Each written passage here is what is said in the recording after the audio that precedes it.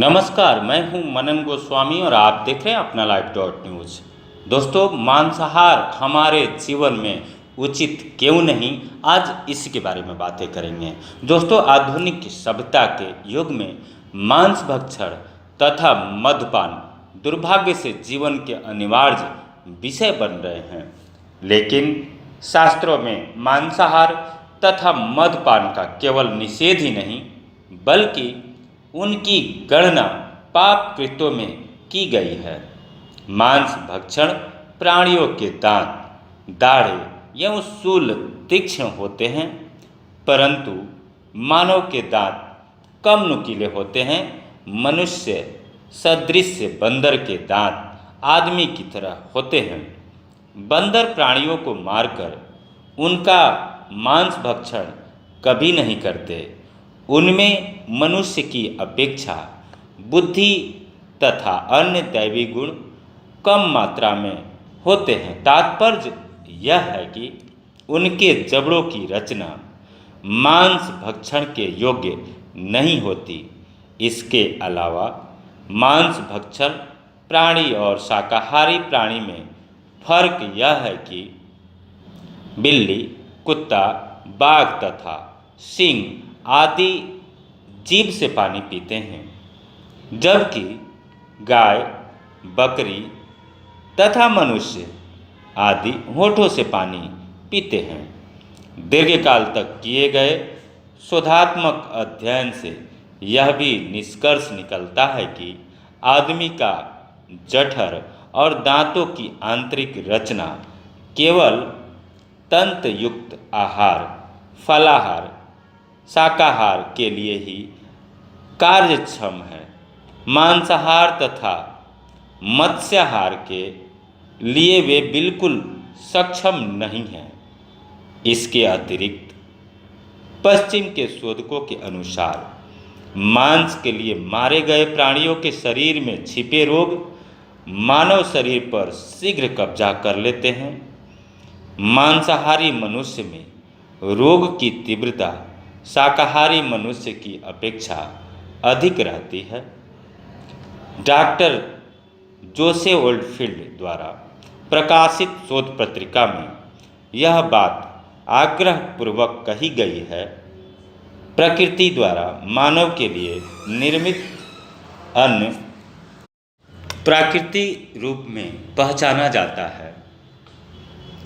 इसके विपरीत अप्राकृतिक अन्न हानिप्रद होता है। अन्न में निहित प्राकृतिक तत्व जैसे जैसे कम होते जाएंगे, वैसे वैसे मानव की प्रतिकार शक्ति घटती जाएगी। मांस अनैसर्गिक खाद्य है जिसमें गरम मसाले एवं भरपूर तेल डालकर उसका जायका बढ़ाया जाता है।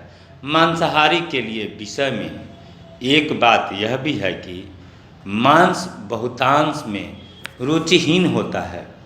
आहार शास्त्र की दृष्टि से मानव को केवल जायका तथा रस युक्त पदार्थ ही उचित है। स्वादिष्ट, कटु, तिक्त, कषाय, अम्ल एवं क्षार आदि विविध रस युक्त पदार्थों के सेवन ही उसके लिए लाभदायक होता है, तभी उसके आरोग्य में संतुलन रह सकता है। मांस का कोई जायका नहीं होता, उसमें अनेक पदार्थ डालकर जायका उत्पन्न किया जाता है। दोस्तों, वैज्ञानिक का कहना है कि सेंद्रिय घटक त्वरित रूप से सड़ने वाले होते हैं। किसी भी प्राणी का अंत होने के कुछ क्षणों बाद ही उसके शरीर की सड़न क्रिया शुरू हो जाती है। इस तरह मांस पेट में जाने पर मनुष्य के शरीर पर विपरीत प्रभाव डालता है। इसके अलावा जिसका मांस होता है उसके संस्कार, स्वभाव एवं प्राकृतिक मानव में उभरते रहता है। विशेषतया नित्य बकरे का अगर मांस भक्षण करके देखें, वैसे व्यक्ति में अतिरिक्त काम वासना उत्पन्न होकर उसके द्वारा कोई बुरा कर्म हो सकता है। ऐसे पाप कर्म करने वाले लोगों में मांस भक्षण व्यक्तियों की संख्या अधिक रहती है। प्राणीजन्य पदार्थों में दूध, अंडे एवं मांस का समावेश होता है। इसमें से मलाई निकालें। दूध को छोड़कर अन्य प्राणीजन्य पदार्थों में मेद वृद्धि करने वाले तथा रक्त वाहिनियों में कठोरता लाने वाले स्कंद अम्ल यानी ये कहें कोलेस्ट्रॉल होते हैं।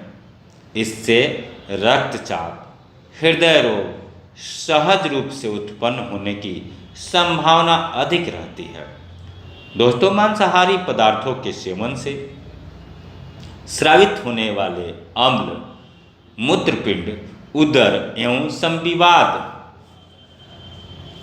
आदि विकार उत्पन्न करते हैं। मांसाहारी में से तंतुमय पदार्थ बाहर नहीं निकलते। इस कारण मनुष्य में कोष्ठबद्धता, आंतों के विविध रोग उत्पन्न होने की संभावना रहती है।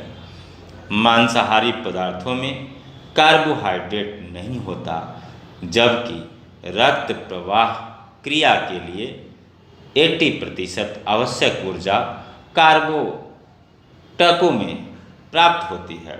इसके अलावा हाल में किए गए विश्लेषण के अनुसार मांस से निकलने वाले यूरिक एसिड के कारण मधुमेह, अर्धांगवात, आंत्रपुंज शोथ, संधिवात तथा अपरसमार आदि रोग अधिक तीव्रता से उत्पन्न होते हैं। शरीर के मूत्रपिंड यूरिक एसिड को बाहर निकालते रहते हैं, लेकिन मांस के सेवन से बनने वाले अतिरिक्त यूरिक एसिड को मूत्रपिंड बाहर निकालने में सक्षम नहीं होते हैं। इसी कारण से मनुष्य रोगी हो जाता है। आंदोलन से यही बात सामने आई। गायों को पुष्ट करने के लिए जब उन्हें मांसाहार दिया गया तो उनके मस्तिष्क पर अनिष्टकारी परिणाम हुआ। उनका मांस भक्षण करने वाले लोग अकाल मृत्यु को प्राप्त हो गए। इसी कारण यह आंदोलन शुरू हुआ।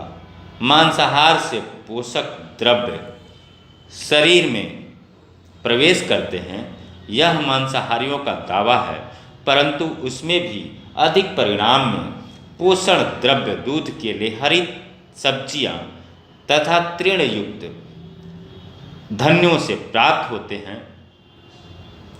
अनेक निरीक्षणों के बाद यह बात सामने आई कि मांसाहार के साथ शराब पीने वाले व्यक्ति का मन अध्यात्म तथा परमार्थ में एकाग्र नहीं होता।